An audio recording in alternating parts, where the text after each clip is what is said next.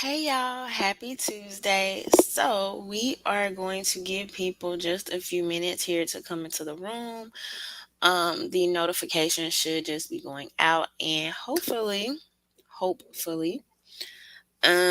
everyone is doing well. So, before we get started, let me go ahead and take out the time to thank my patrons. Thank you so much for supporting my content. A special thank you to my VIP patrons, Ray and Daniel. Thank you so much. If you would like to support my content by becoming a member of my Patreon, or you would like to purchase any merch, that is available in my description box below. All right, y'all. So hopefully everyone is doing well. So happy to be here and see you all. So we're gonna talk about a couple different things tonight. Hey Bruce, and let me know as y'all slowly come into the room as well. And so, mostly we're going to talk about, you know, 2020. I thought 2020 was crazy and just a big year of like vision and clarity and things like that. But 2021, I don't know if y'all are noticing, but it's a even further extension of 2020 and levels of just noticing. Like, first of all, a lot of the stuff we were projecting coming to fruition. A lot of hypocrisy, a lot of fingers being pointed this way while things are really going over here, a lot of distractions and all that. And so, you know, one of the most glaring ones I would say is obviously we dealt with like the lockdowns and the George Floyd protests last year. Well, as you notice this year, we're on a different wave. Excuse me. We're on a different wave. It's a different spirit in the air. And we're going to talk about that a little bit more. Hey, our ROTDT podcast. Hey, Theta. Hey, Edward. Hey, El Muhammad. I don't want to butcher. I think it's Salahadeen. Thank you, Theta. But yeah, y'all. So we're gonna talk about tonight because these folks be acting up, and like if you don't point out the hypocrisy, it's just no standard out here. It's just no standard. And I have to show y'all how the media continuously plays us. Before we do that, I want to just briefly talk about this doubling down on censorship, because this is one thing that we talked about really, really heavily last year. I think that was last year. Everything is like blurring together these days.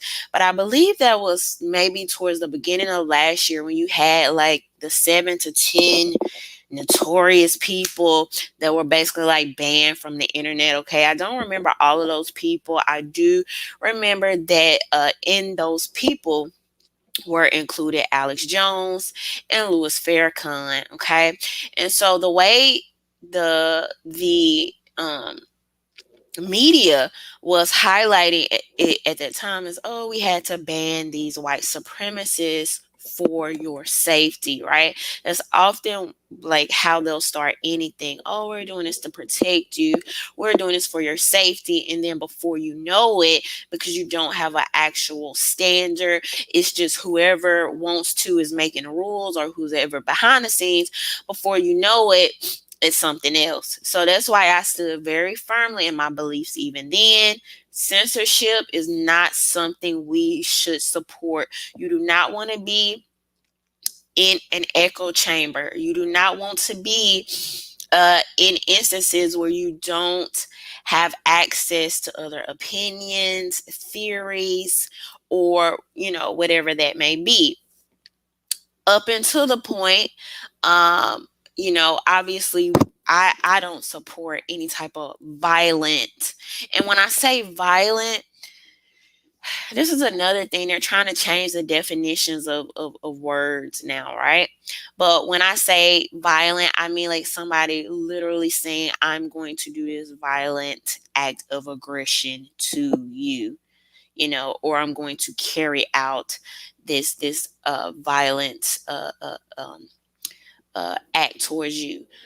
Sorry, regardless of how bad names make you feel, mean names, mean words, even some things that we may not like to hear, that doesn't make it violence, okay? Um, so anyway, I stood firm on that time. Free censorship is not something we should support because it just keeps going and going and going. And when you have a cancel culture that's as strong as it is now, that aligns with that, and so it just keeps going. But you literally, I'm almost speechless at the fact that it used to be theories, right? Like, oh, the government is working with big tech. Now they are telling us as clear as day, and I don't nearly think we're making as big of a deal with this. And regardless of how you feel about COVID, you can be completely opposing of my views in COVID lockdowns, what we should do about lockdowns, masks, this or that. However, when you have a government that comes out and tells you straight up, we are literally working with big tech to censor people that we do not agree with, that is creating a horrible precedent. Because I guarantee you, today it's COVID, okay? 2 years from now, 5 years from now, 10 years from now, 20 years from now, it'll be something totally different. This is not good. This is not good. Let's go ahead and take a look at this. So I think this was like last week. The U.S. Surgeon General is calling COVID-19 misinformation an urgent threat. An urgent threat. With about a third of adults in the U.S. still completely unvaccinated and cases of COVID-19 on the rise, the U.S. Surgeon General is calling for a war against health misinformation. On Thursday, Dr. Vivek Murthy released the first Surgeon General's advisory of his time serving in the Biden administration, describing the urgent threat posed by the rise of false information around COVID-19, one that continues to put lives at risk and prolong the pandemic. Murthy says Americans must do their part to fight misinformation. COVID has really brought into sharp focus a full extent of damage that health misinformation is doing, Murthy told NPR in an exclusive interview ahead of the advisory release.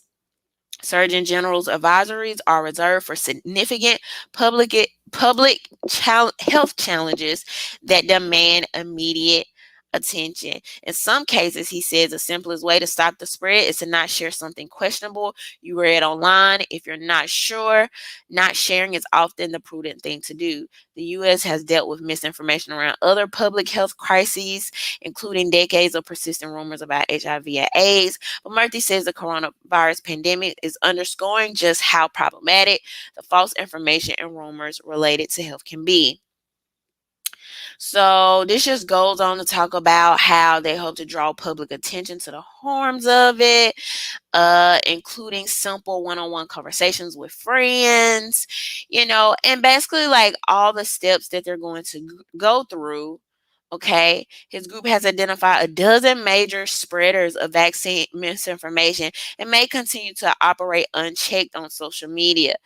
At our last count, 30 of 89 social media accounts for the 12 people have been taken down, but that means 59 are still up, he says. They've still got millions of views being pumped misinformation and lies on a daily basis. Okay, so to my understanding, if any of you are familiar with who Riza Islam is, he is included in one of these 12 people. Now, interestingly enough, as I just mentioned last year, when this whole we're going to start censoring, we're going to make people disappear from the internet, Louis Farrakhan uh was a part of that group. Now the Nation of Islam's Twitter has been blocked or removed. I know that was just a couple days ago, last that I checked. And then Riza Islam um account had recently been deleted. So now keep in mind, right?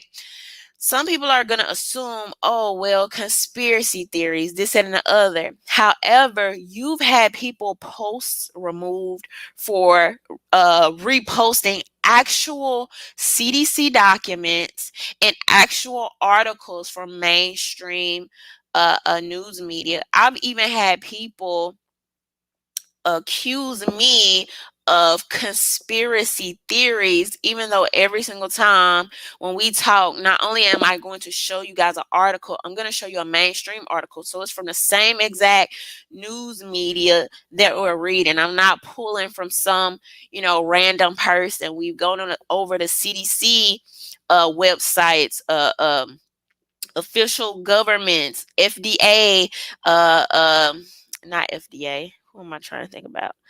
um the people that were doing the trackers for the COVID numbers and things like this. So I think that was FDA.gov. But you've had literally doctors that are working with these patients, including one of the first, if not the first doctors that was working with mRNA. Okay, his name is not coming to me, who was being censored. You had the frontline doctors. We know these people were being censored. Also, one of the first whistleblowers that came out and was like, y'all, this thing that we're doing with the ventilators, you know, I think we need to rethink this because it's not looking like it's having the right effect on the patients. Now, think about this, y'all. This is how scary and crazy this could get. So, I was like kind of early on, like ahead of the curve, telling people, y'all, these ventilators are not good, right? Because I was kind of reading some of the other information coming like out of the UK and things like that, like news abroad. So you also had this whistleblowing doctor that had been using ventilators. Like, I don't think, this is the right thing to do. They censored that doctor. So just imagine the capabilities for us to now know a year later, as the science has progressed. They could say it's progressed, but a lot of us knew some of these things early on. Okay. Just imagine if nobody was able to talk about that and we were just all in an echo chamber and we had no source of even knowing this information existed to weigh the options of ventilate or not to ventilate. So you have to think about people seeing those whistleblowers, doctors having access to that, knowing something's kind of not right with their patient, but maybe not knowing, you know, holistically, but having access to this person saying, hey, y'all, something's going on with these ventilators, and now them being able to assess and weigh that, as we are all supposed to be able to do as human adults with common sense and God-given brains between our ears. You're supposed to be able to have information delivered to you and use your common sense, your previous education, and be able to weigh the pros and cons of these things. That's actually a big, super reason why I constantly try to, encourage people to read your news. Read it instead of sitting up here listening to these news personalities, these news celebrities that are going to inundate you with their own their own thoughts and messaging and spewing whatever. Reading it for yourself instead of you absorbing everything kicks your brain in overdrive and allows your common sense to start working. Because as you're reading, you can see with your own eyes, this paragraph contradicted this paragraph. Or as I'm reading this seems a little weird. Or why did they word it this way, right? Because as a person with a brain and common sense, your inquisitiveness and all these other things start to kick in. So that's a huge reason why I always say, read your news, read your news, read your news. It'll help you sift through so much of the BS. Um, and you literally have the White House. Let's see if it'll let me play this. Coming out and saying, yeah, we're going to work with Facebook. So what?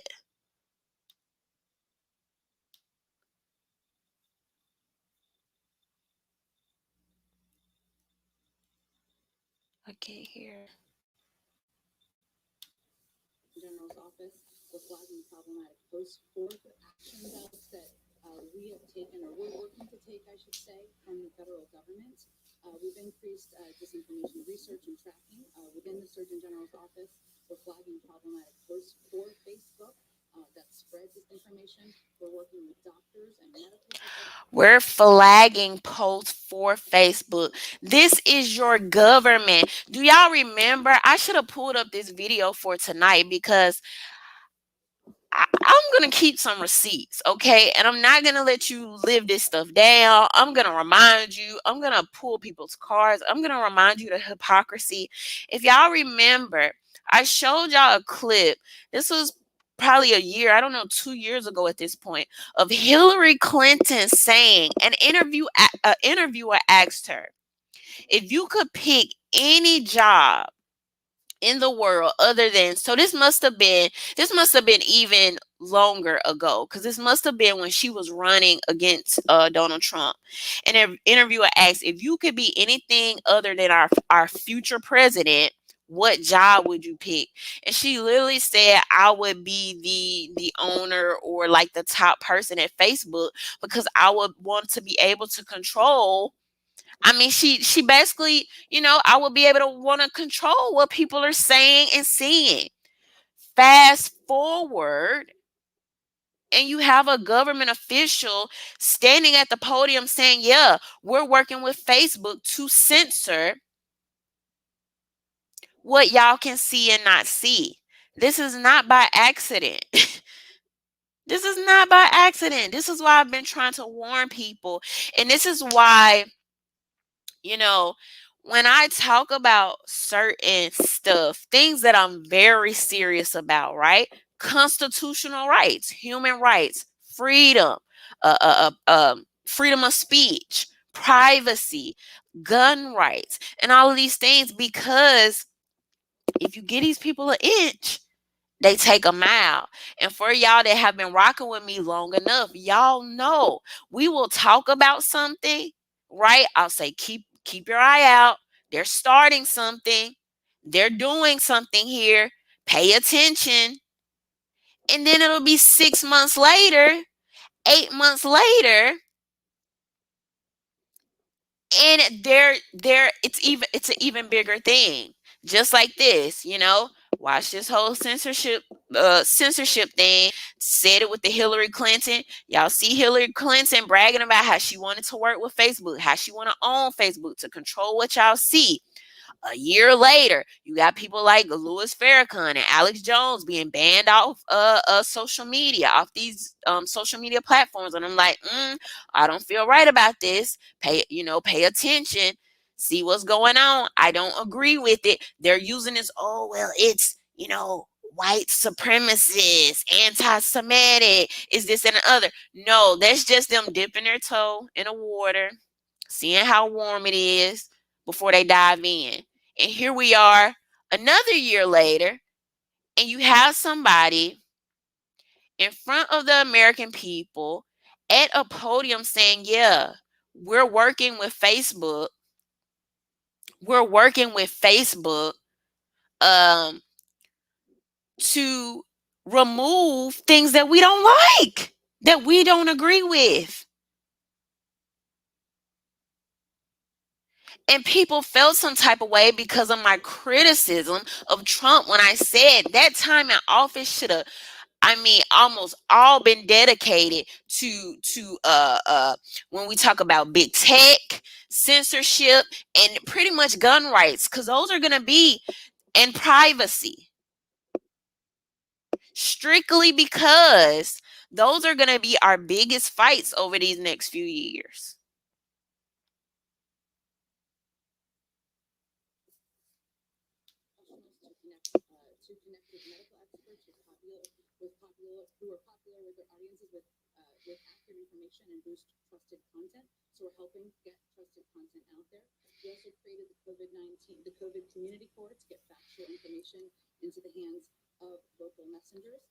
So they pick and choose, right?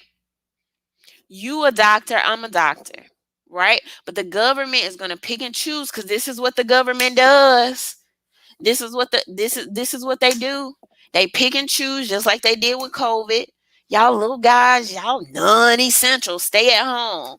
We're gonna hook up our friends, Bezos, the Walton family. We're gonna let these people keep working, but y'all non-essential people, y'all go, just hide in the house somewhere. We'll give you $1,500 or, whatever it takes. But we would definitely never do that to the friends that we collude with. We wouldn't do that to big tech. We wouldn't do that to big pharma. We wouldn't do that to big business. So this is another example of the government picking the winners and the losers, saying, that doctor over there. No, this is a trusted information. Here, this person.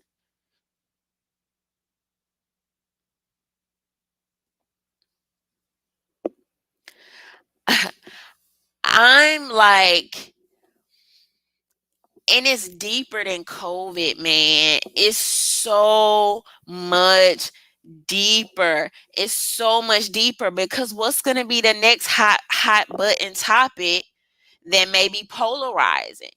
That the government may be questionable on their position on it. That you may fall on a different side of it.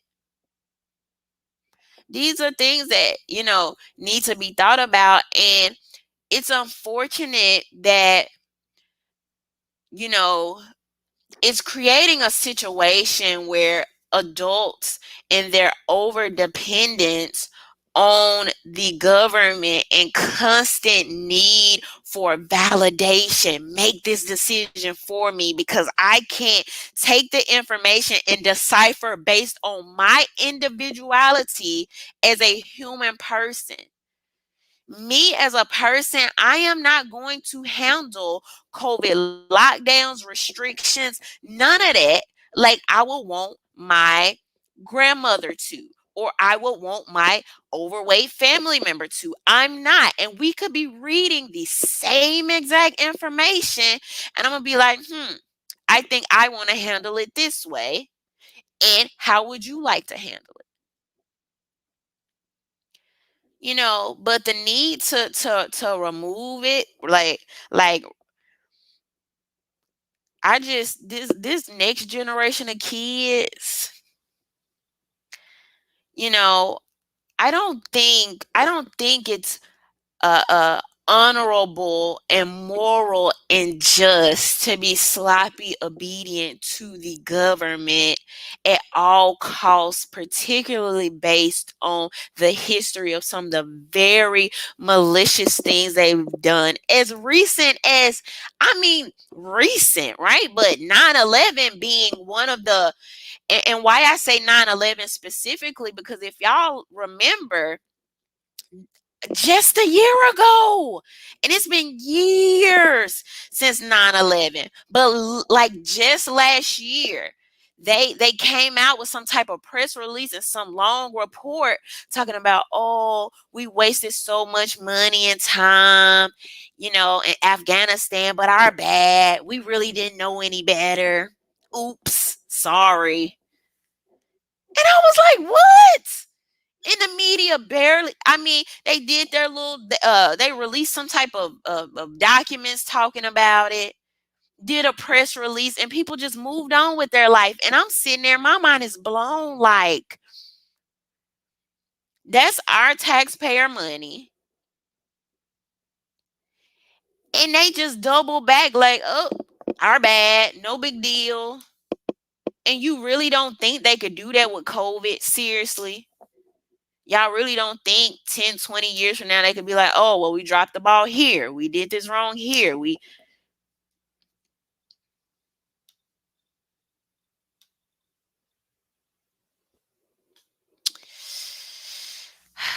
Brewster Boss Resurrected said to apply legal pressure, Senator Amy Klobuchar introduced Health Misinformation Act last Thursday to bypass Section 230 and sue social media. I haven't even read up on that. I gotta read up on that. I hadn't even heard about it. Thank you, Bruce. Uriah said, love your show, sis. Less government, black voluntary is real woke. Thank you so much. Thank y'all for the super chats. Um, this next generation of kids, like, to see your parents be nearly like practically put out of work, lose their, I mean, some people like losing their livelihood, their homes, their businesses, all because the government made the decision for them while sending the programming messages that these rich people are elite, are essential. Imagine like, why I focus on like words, right? Is because words have meaning and vibrations. And we know that if you say something long enough, it starts to develop in the psyche of people. And even that whole non essential, every child's father's job is essential. So even just paying attention to like the terminology and the things that they push on us, and you know, some of the psychology and things like that that is creating, is something to be said about that. It's something to be said about this. But this speech thing, it's gonna get worse and worse. It's gonna get worse and worse, especially now when, even as we're gonna go into tonight, even now where uh this is not quite what I was about to say, but even now as y'all start to see the culture shift and change, and things are becoming way more sexual, hypersexual, so much so that they're wanting to incorporate this into our children's school educations. You literally have people going to school boards talking about they want to talk to our 4 and 5 year old children about things like masturbation. Okay, I'm seeing things in Teen Vogue about X amount of ways to do anal sex and things like this. Y'all know I already reported, I think this was last year, a teen magazine, okay, calling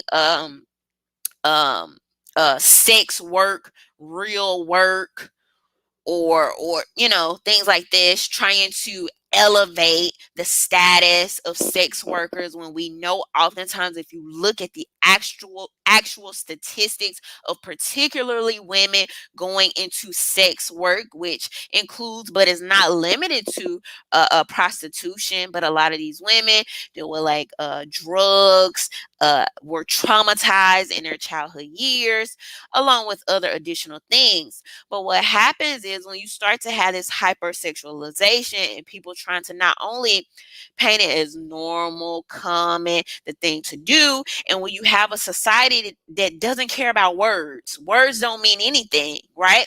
And now, anytime you start to speak out about anything, it's violence, it's homophobic, it's sexist, it's misogynistic, it's patriarchal, and all of these other words that don't uh, uh, match in that sense, okay? They just throw you, if you even have an opinion, now you're thrown in this basket of words, of bad words. And so when you already see a little censorship starting to sway that way, but you know it's gonna get worse. You know it's gonna get worse as the society continues to change and go into the direction it is going to. Be prepared for this. So this stuff that we're seeing now is kind of like step one. Is step one. But anyway, so let's go into this as we're talking about this. So as some of you know, Lil Nas, the Lil Nas X, the rapper, okay, um, very popular, very polarizing, attention grabbing, and all these other things, constantly in the media lately, and things like this. Now, first of all, let me be clear: the only reason that I know about this video is because y'all be posting it onto my timelines, Instagram, Twitter. I'm not out here checking for Lil Nas. Like, I'm just not. I previously did content. I don't know why, we feed a lot of energy into things that, you know, uh almost helping boost these people's status and make people more curious of who they are. So let me start by saying the only reason I'm talking about Lil Nas X tonight is because I want to point out some glaring, I'm talking about painstaking hypocrisy um that I think I'm seeing here. So let's go ahead and take a look at this, right?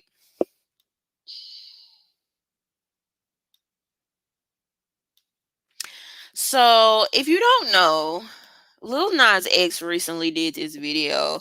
Lil Nas X goes to prison in pink for shocking industry baby video. So as you can see here, I'm not going to play this video. I have no interest in playing this video, okay? But as you can see here, this is Lil Nas X surrounded in a shower by, yes, you see other black men who are in the nude, and this is a prison area. So this is according to NY Post. After weeks of hype legal battles with Nike over his satanic shoes and backlash over his steamy BET award makeout session, Lil Nas X has landed himself in Montero State Prison.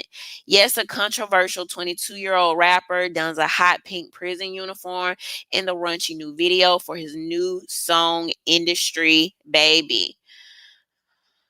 Prior to the overnight release of his latest clip and track, Lil Nas X created a fictional storyline, as he increasingly apt to do, to amplify the hype and excitement for the upcoming hit. So this just goes on to talk about this. Opening the song with an onslaught of trumpet horns, he announces his arrival at the fictional prison, declaring triumphantly in the chorus, "This one for the champions." Lil Nas X shows himself in a men's prison after a fake legal battle over his modified Nike shoes. The outrageous video, which premiered with the confident anthem overnight Thursday, depicts Lil Nas X's journey in prison, including a scene of him in a chorus of men dancing full frontal with some blurring nude in communal showers. Next, he creates a man-sized hole in his cell wall to make his escape. The Georgia native also uses the controversy surrounding his latest hit to fuel the tension and power in the song. In the video, a security guard played by Teen Wolf actor Colton Haynes is too distracted by the NSW Montero video to notice the rapper's prison break. Lil Nas X is known for the engaging in the controversy and internet drama, playing into it to build hype, turning the haters on their heads. Fellow rapper Harlow makes a guest appearance in the song, showing hooking up with a female prison guard and helping Lil Nas escape. Still, to avoid as much backlash, Montero, Lil Nas X tweeted a disclaimer for the parents at Faint Heart, saying in advance, so y'all won't blame me, the industry baby is not for your kids. Meanwhile, fans were quick to react to the video, which in true Lil Nas X fashion puts his sexuality on display. All right, y'all. So just to kind of give you a little bit more brief synopsis, as we just read, men in the prison, doing what people in prison do, like working out. They had scenes where they were dancing nude in the shower, and then there were scenes where he was groping, touching, handling, okay, other inmates. Now, why I find this particularly interesting,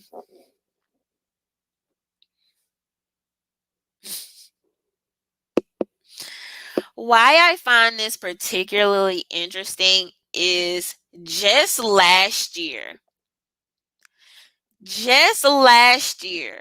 after the biggest criminal justice reform protest that we've ever seen in recent history, I know in my lifetime, okay? Biggest criminal justice reform protest we've ever seen. So much so that it was around the globe. Okay? You had all these people protesting in the streets for officers, to treat citizens better. Okay, particularly black men, right?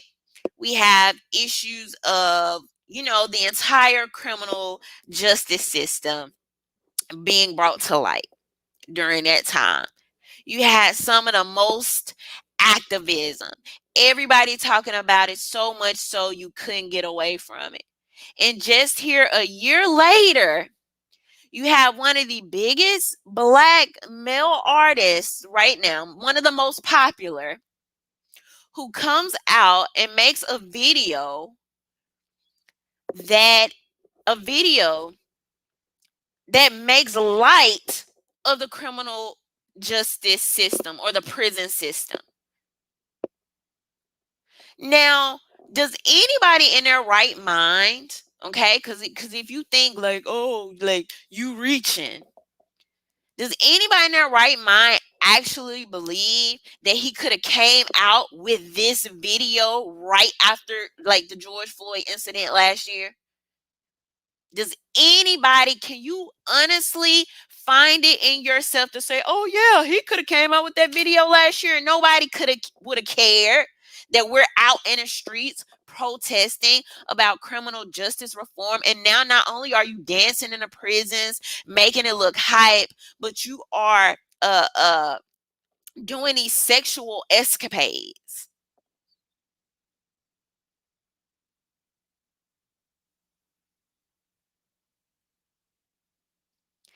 It's like it's like the disrespect, the slap in the face, the backhandedness be so obvious. But if you don't like just literally spell it out for people, it's like people really be forgetting what was going on just last year. So this is liberating. Being able to be sexually promiscuous in a physical prison is what we're calling liberation. Like, that's what's dope. Being able to express your sexuality while being in physical bondage, elevating your sexual freedom over your physical freedom.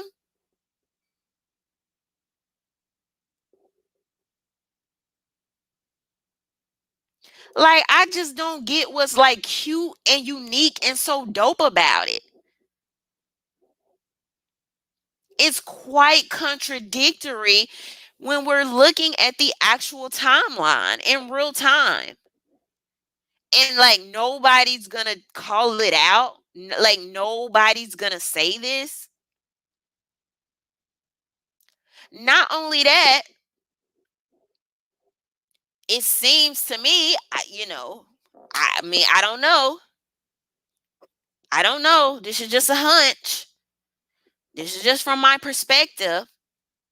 But it seems to me it is as an activist, if you were trying to persuade the world that people are born this way, why would you use the very place that represents and has been widely known for the rape, the forcible rape of black men, so much so that it's been joked about, so much so that people have been stigmatized,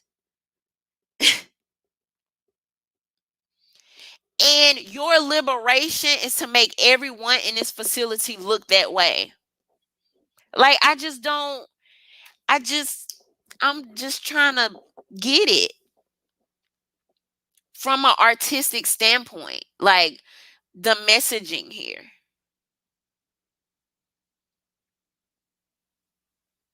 It's a very known real thing, where people have talked about in the prison system how rape is such a big thing, it's such a big deal. And you highlight that by making the people in the prison look uh uh promiscuous, look hypersexualized.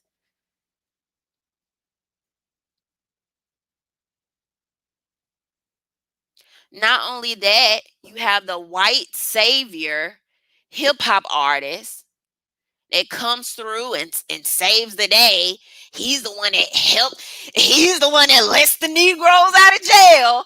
He comes to free all the promiscuous Negroes in jail, the hypersexualized black men. And then you have the white police officer sitting up there with his feet kicked up on the desk, watching I believe it was a previous video. He was watching on his phone a previous video that Lil Nas X did where he was dancing and he was licking his lips. You could tell he was like attracted to Lil Nas X. This is the white police officer.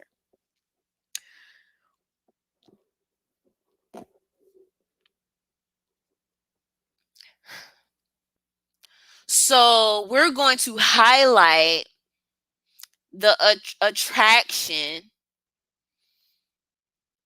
and the subjugation of the person that has you physically captive. Now, to be clear, he does go on to punch the guy uh in the video. Is that for being sexually attracted to him? Is that for having him in a jail? Like, I don't even know that part. But all of these messages are being sent, and it's not on accident. This is not on accident.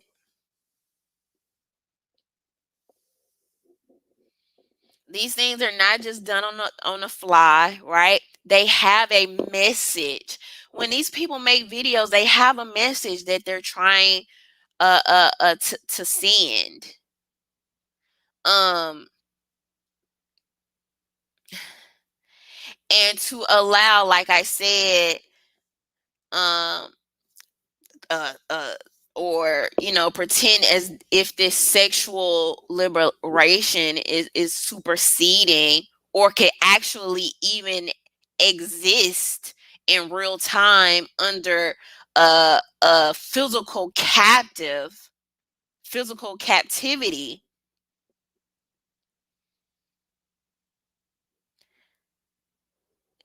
It's odd and concerning. I mean, especially based on the timeline of going from like people like Kylie Jenner couldn't even do a ad handing somebody a Pepsi because it made people upset during a protest.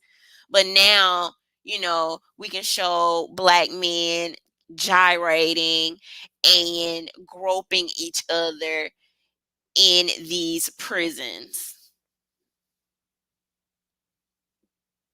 And so after this happens, it was announced later. I don't know if some of the articles read like Lil Nas X did this simultaneously.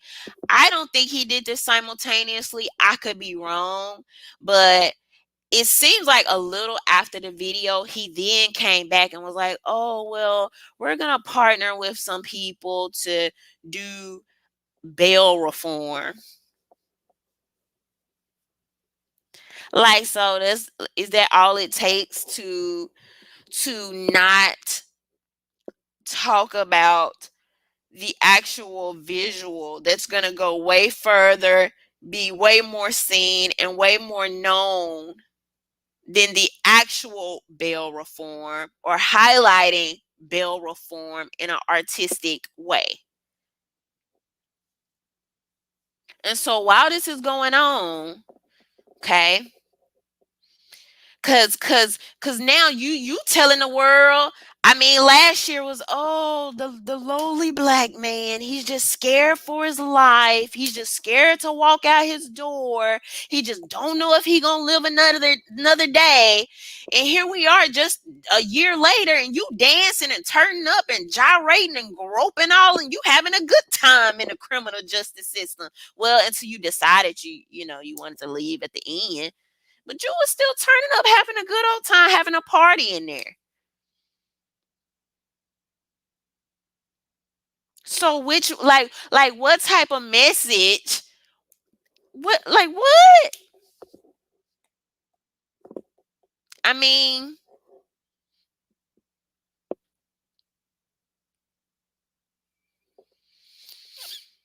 and so as this is happening,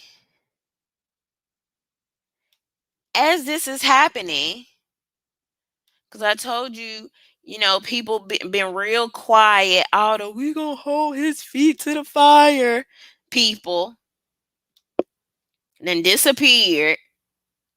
So we were already talking about how they're creating strike forces to go into some of these larger cities. None of your faves, none of your activists, blue check faves. We're talking about that though. They cried during election night talking about a change is coming. And quiet as a church mouse. More money now is going into police, being given to local law enforcement, being given to federal police to ramp up the militarization of policing. And then you have Biden extending the drug war, even after the NAACP is like, we don't want you to do this. President Joe Biden signed legislation Tuesday extending a ban on addictive fentanyl-like substances in October, which comes 2 days before the previous ban was set to expire. Upon the extension of the order, these fentanyl analogs are classified by the federal government as a Schedule I drug, are subject to the strictest controls like heroin. Fentanyl analogs are powerful synthetic opioids that are meant to have the same effect of the original drug, which, according to the National Institute on Drug Abuse, is similar to morphine, but is 50 to 100 times more potent. Fentanyl uh, is usually given to people who suffer from severe pain or following a surgery. Some Republicans have called for making the ban on fentanyl analogs permanent, but civil rights groups have opposed the bans.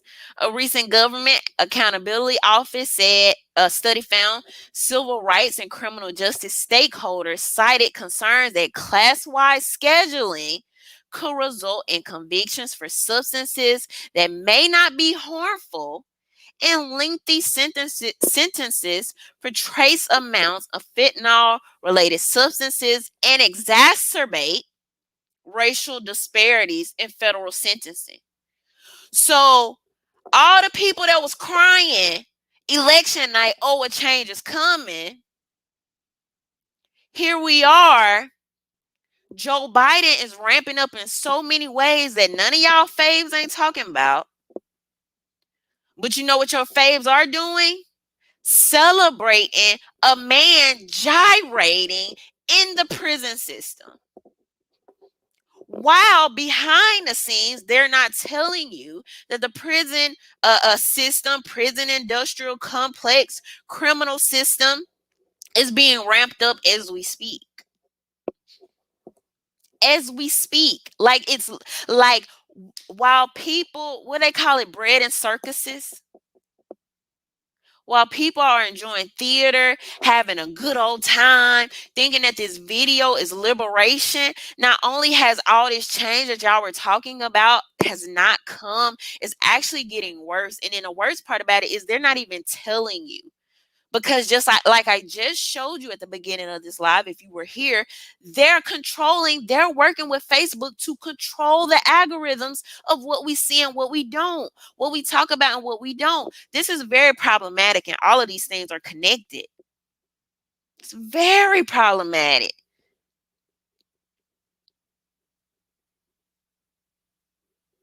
Very problematic. Chuck Schumer goes on to introduce legislation about marijuana.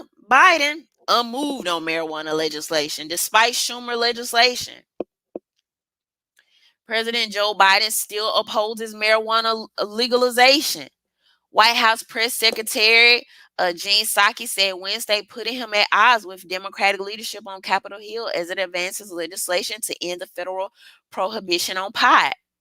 Senate Majority Leader Chuck Schumer unveiled draft legislation Wednesday that will legalize marijuana as well as expunge nonviolent criminal records to related marijuana. Now, why Joe Biden with his crackhead son can't extend that same level of empathy for people that nonviolent offenders that have been put away from their families.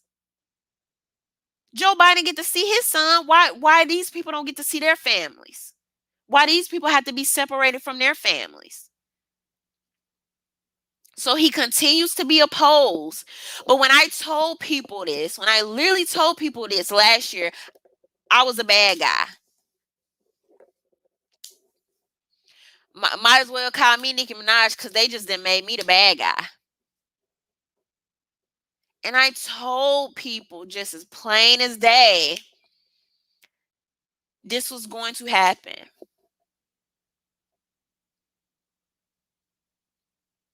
So the whole time you celebrate in this symbolic, not even real slap in the face, fake liberation, the whole time you are remaining, extending, excusing, and turning a blind eye to actual real-time physical bondage.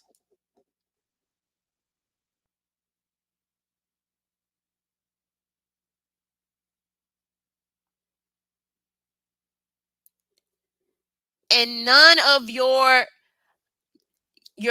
favorite blue check riding around in Cadillac activists are talking about this.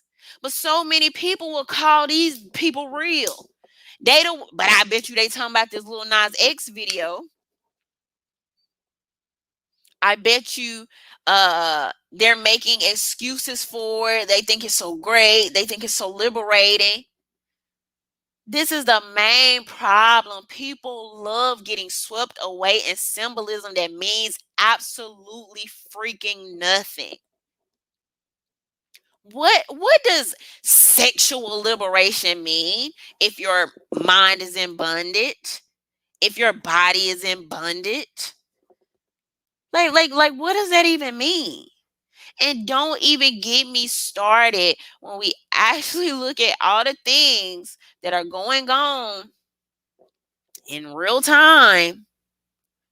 I do not see that having more sex and being more sexualized is at the top of the priority list. I just, especially when it's being propagated by white media corporations.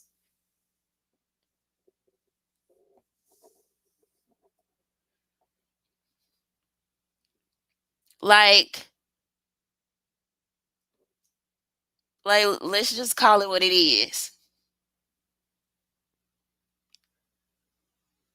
I mean, every other day I have somebody sending me stories in my DM, Instagram, Twitter, talking about all of these children literally being snatched up from their parents by child protective services, these instances where you have both parents there. And because these people don't, like, our children, our families do not belong to the government. They don't. And you have people standing up for their human rights, their constitutional rights, and you have people's children being snatched up in real time, and people online arguing about whether sexual liberation for the black man should be propagated by the white oligarch media corporations. That's what we talking about today. That's liberating.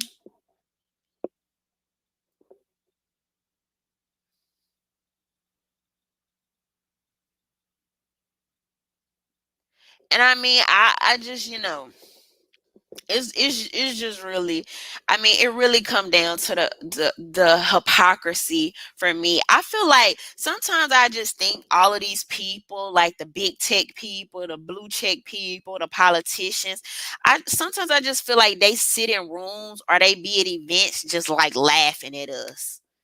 Like, can y'all believe we created that whole thing last year and then we turned around and made a video? Like, we hired these people, we work with the corporations, hire this kid, make a video, use him as this puppet. We laughing right in their face. Then not only that, we gonna ramp up the drug war. We gonna ramp up the war on guns. We created all of the problems that exacerbated the crime in these cities. Now we're going to turn around and send strike forces. These people are laughing at us. I would laugh at us too.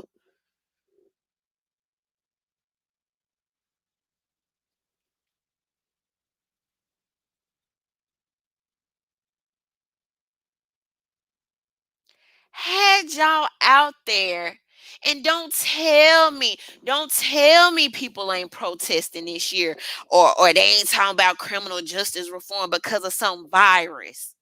Y'all was out there mask on in the middle of the heat and everything. Middle of the heat, mask on, all black, passing out, falling out. You had people that couldn't even be at the bedside of their loved ones in their dying moments, while the family of George Floyd was able to have this lavish, beautiful funeral on national TV. Some of the biggest, I'm talking about thousands and thousands of people in the streets. And now it's just dead silent.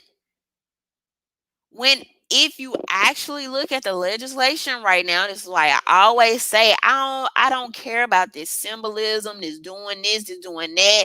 All these people, all these allies y'all had was putting up these black squares and this and the other. These folks that move, they in Nancy Pelosi office right now talking about climate change.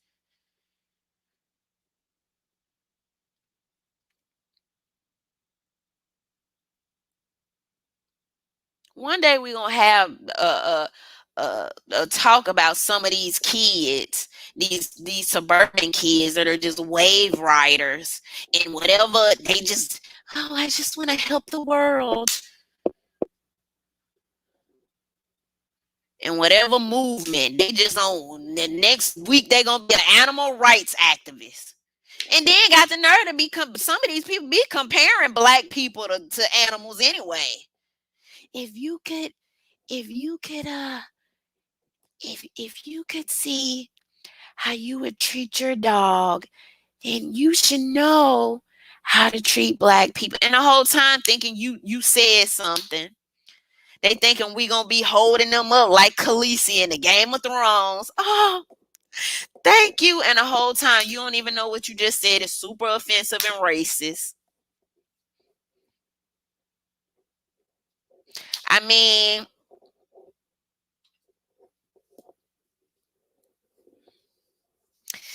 so hey, I just gotta.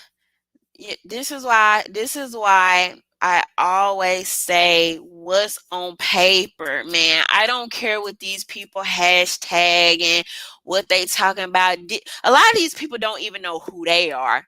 A lot of these people don't even know what they stand for, what they believe in, what position is theirs and belong to them. They don't know. A lot of these people are wave riders. Whatever movement is going on, that's what they on. Whatever's being hashtag, that's what they talking about. And that's what happens when you have a generation that does not have a actual standard. These are the things we believe in. These are the things that are important to us.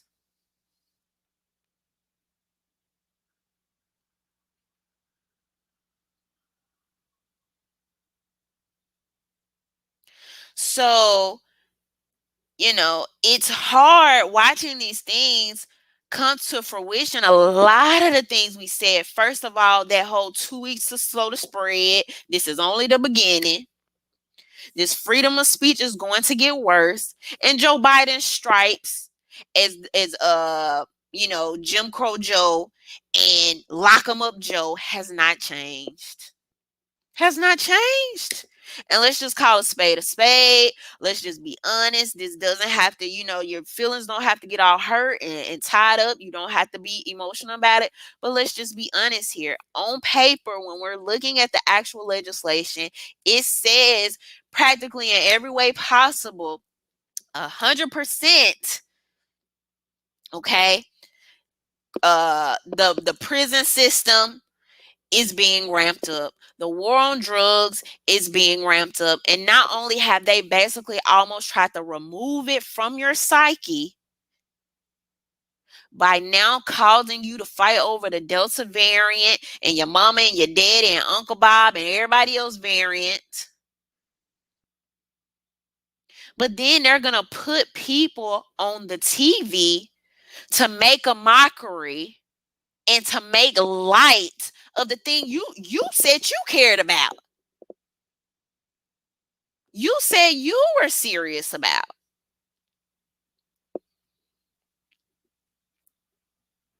They will make you a hypocrite unto yourself.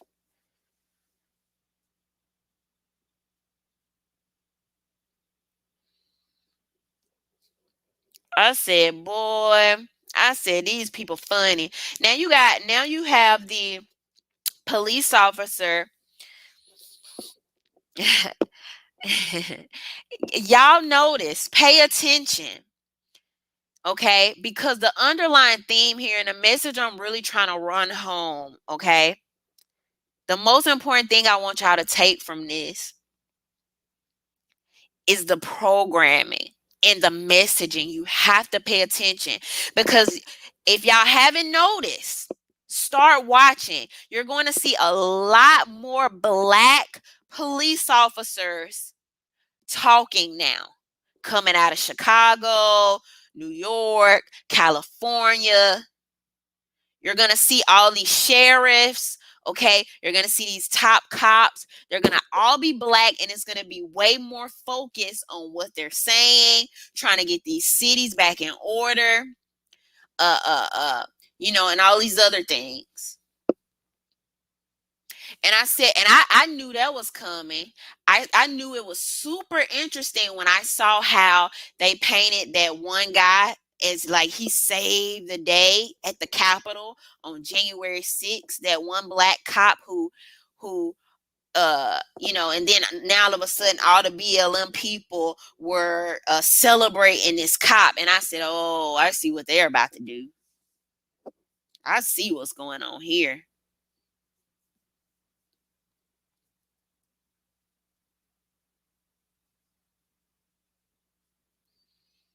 So now you're going to see all of these black officers doing these press conferences talking about, oh, we just want to keep the city safe. We want to do this. We want to do that. So they're going to deprogram you because they can't have y'all going up against Joe Biden. They're not going to plaster all over the news that Joe Biden is ramping up the drug war, that he's putting strike forces in Los Angeles, Chicago, New York. They're not going to, why would they tell you that?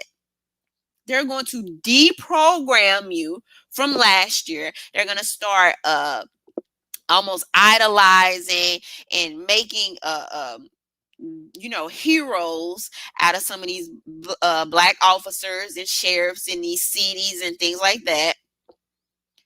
And then they're going to make you, oh, well,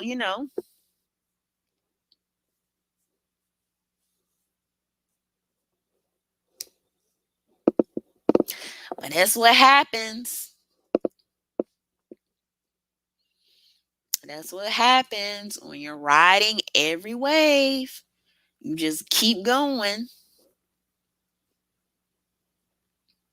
When you don't have an actual standard, when you don't know what you stand for, when you just whatever activism flavor it is of the month, you just whatever it is.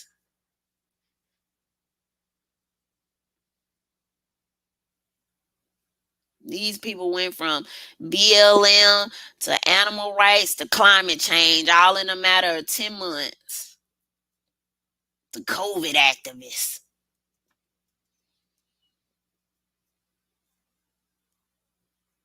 The same people who just a year ago were literally saying that they were saying this, that doctors in the medical system were killing black women, were killing them in labor. Why you think why you don't think you hear them talking about that anymore? It's not an accident. It's because of messaging. They're trying to program you. They can't tell you on one hand that doctors are trying to kill you, and then on the other hand, trust the science and trust your doctors.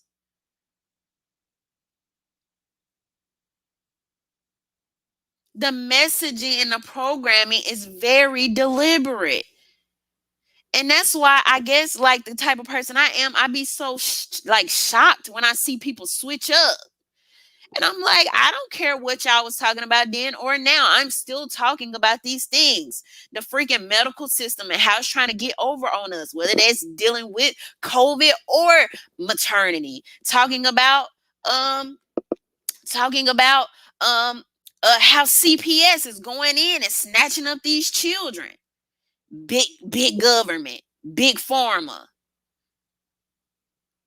Like still talking about the drug war and how some of these people should not be held, these non-violent offenders should not be held away from their families. Like when people like Joe Biden's son and some of these other people on Capitol Hill and their crackhead kids too can get away with all type of things. But they need the prison labor. And they need the prison labor so Lil Nas X go make prison look cool. This where you want to be.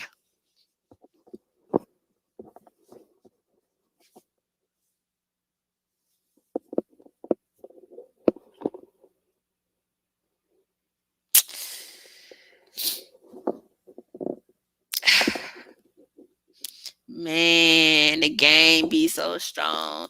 The programming be so strong. And I think like Once you start to see it, you can't unsee it. So you be wondering if everybody else can like see it so clearly, because it's so blatantly obvious to me. It's so blatantly obvious to me, and it's going to be obvious to anybody that has a standard. If you have an actual standard and stuff starts not lining up or not making sense, and now you're looking like,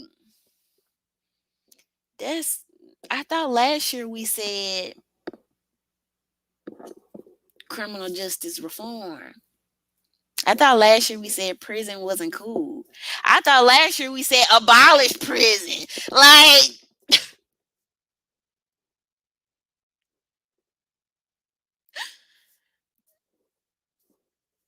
I mean,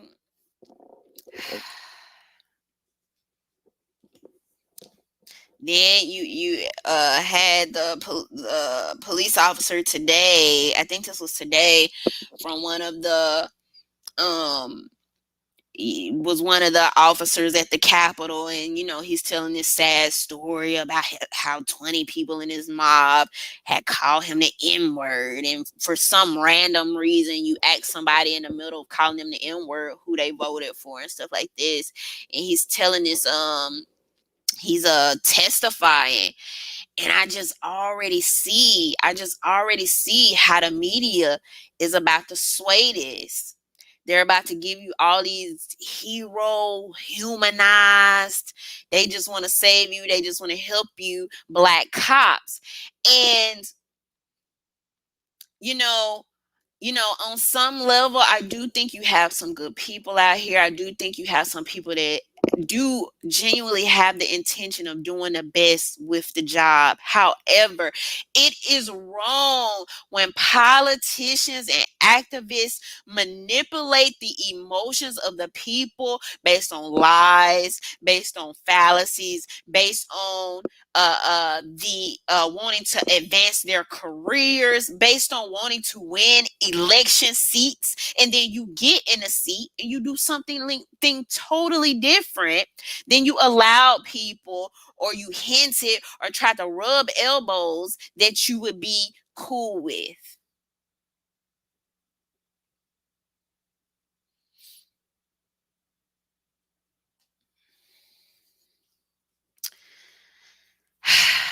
But you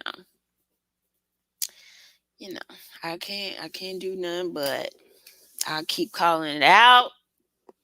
I'll pray for people, that people's eyes may be open. So hopefully, maybe once we actually realize, once enough of us realize that oftentimes you have big pharma, big tech,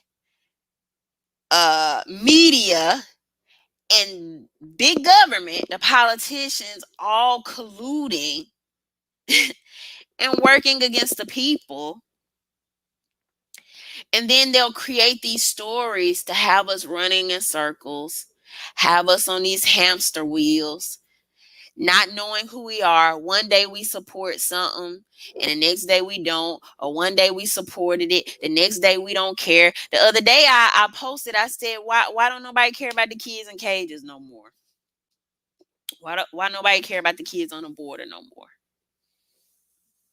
Did you have people that like that's their cause, like they care about this full time, or you just talk about it when the media hype you up and tell you to talk about it?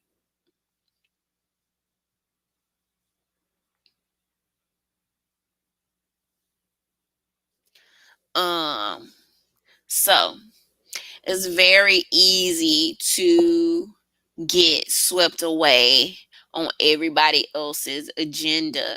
The bad thing about that is the easier it is for you to get swept away, the easier it is for you to be controlled.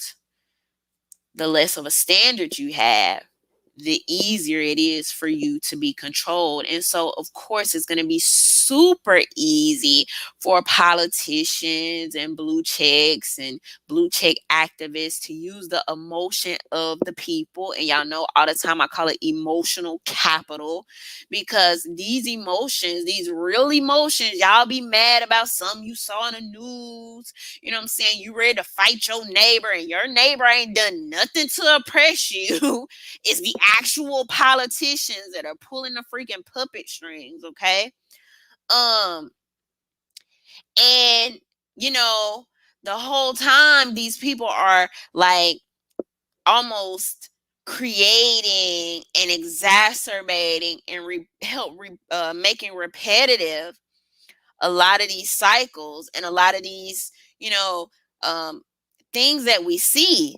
I said, one thing that really stuck out to me when the light bulb went off is I noticed, because like my dad works for the post office, and I kept noticing like every 4 years we had this conversation about the post office and whether we should end the post office or pull funds from the post office. And I'm like, it's like seem repetitive. And I'm like, does anybody else notice this? And it seemed like it almost happened at like it's cyclical. And when that started to stick out to me, I started seeing other things, and I'm like, bro, they playing us,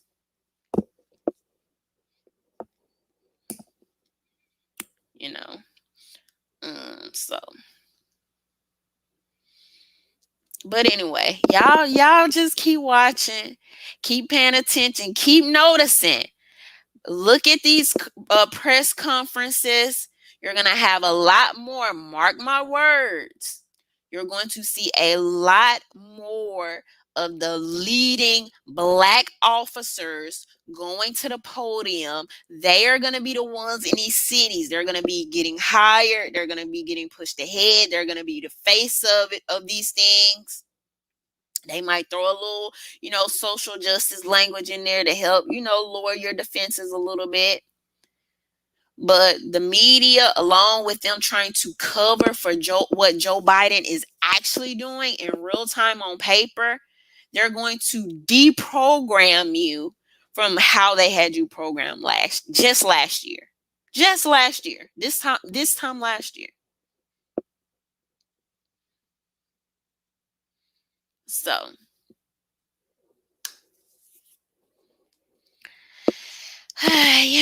but all right, y'all. So let me see. I had some super chats here at the end. Savage Donald Trump said it's called political theater. They don't care. Thank you for the super chat. Brewster Boss Resurrected said Lil Nas X is a result of the cultural subversion programs Yuri Bizminov said was already complete in the U.S. back in the 1980s. Psychological war. Thank you, Bruce. Eric said, how do we make this message mainstream, though? How do we get people on a national level to pay attention to these real problems? So the unfortunate part about this is that we are in a celebrity worship culture, and you will either one or two things. Entertainers Are Now Leaders shirt are available in my description box in a link below. Cheap plug. But you will either have to completely remove the celebrity culture worship, and I don't know how you would do that, the celebrity worship culture, or you would have to find more celebrities that are not controlled. They're not on a label. They're at the end of their career. They're doing their own thing, that are not beholden to these contracts, to, a Nike contract, to a Beats contract, to, an NBA contract. Just are not controlled. That's literally because we've gone so far beyond the bounds of we're addicted to social media. Okay. And let's be clear, Black women are like the biggest number in engaging in entertainment, so like TV and social media. So a lot of this programming is being targeted to us. All right. And then y'all know I've talked about that a lot as well, how, you know, Black women are made to be the face of like new stuff, new trends, what's popping, what's happening next. So if they want to do something, they'll try to do it through us. And so, I mean, I'm just saying, those are some things to think about. The Writer Walker, thank you. I think that was it. But um but yeah, y'all, so I mean, it's an uphill battle. Some days I'd be like, oh, it's gonna get so much better. This is gonna be so great. Things will change, things will come around. Then some days I'd be like, the world is over. I mean, hey, look, all good things come to an end. So it is what it is. No, I'm just playing, y'all. Don't take that seriously. But thank y'all for the super chats. Thank you so much for everybody joining in. Make sure you give a thumbs up so this video can get out. If you want any merch, that is available in my description box below. Make sure y'all are following me on Instagram or Twitter. I've been like way more active on those as of late. You'll find me Rhonda_Mary. I am RhondaMary. Some combination of that. And those links are also below in my description box as well. Thank you to my patrons and my VIP patrons, Ray and Daniel. If you'd like to be a member of my Patreon, that link is below as well.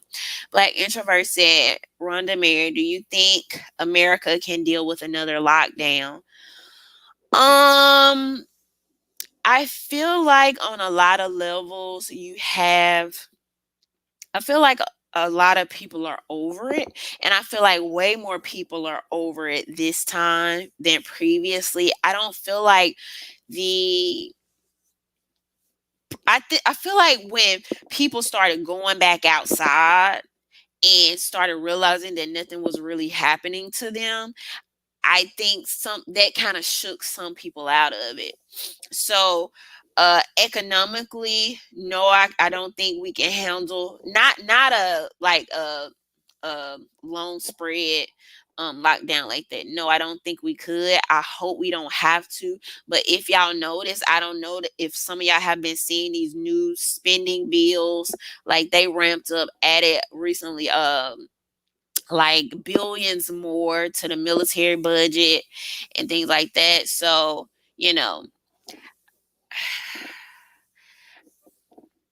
I think you'll have some places, maybe like a California and New York, but I still think you're still going to have a lot of southern states that's not going to go for it. And I was locked down for 2 weeks. I was locked down for 2 weeks. That was at the point where I'm like, all right, that was at the point where they were still showing us pictures of people falling out in the streets and being boarded up in their homes in China. And so, based on the information that we were originally seeing, I'm like, yeah, I'm about to be in the house.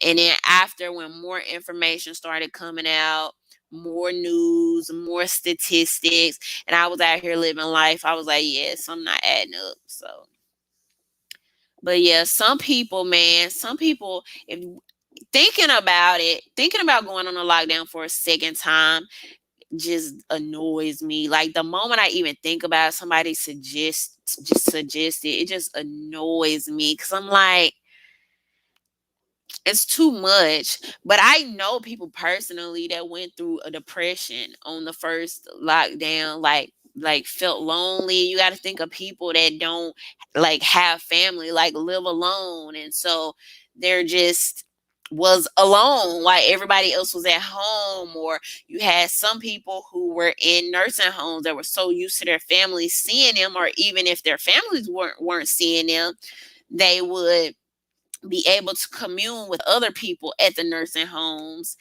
and it was like, man, we gonna die from loneliness up in here. We don't get the COVID first. So yeah, but I hope they don't put people through that again. That would be bad. But all right, y'all, I am going to get out of here. Y'all have a good Tuesday night, and we will be talking soon. Bye.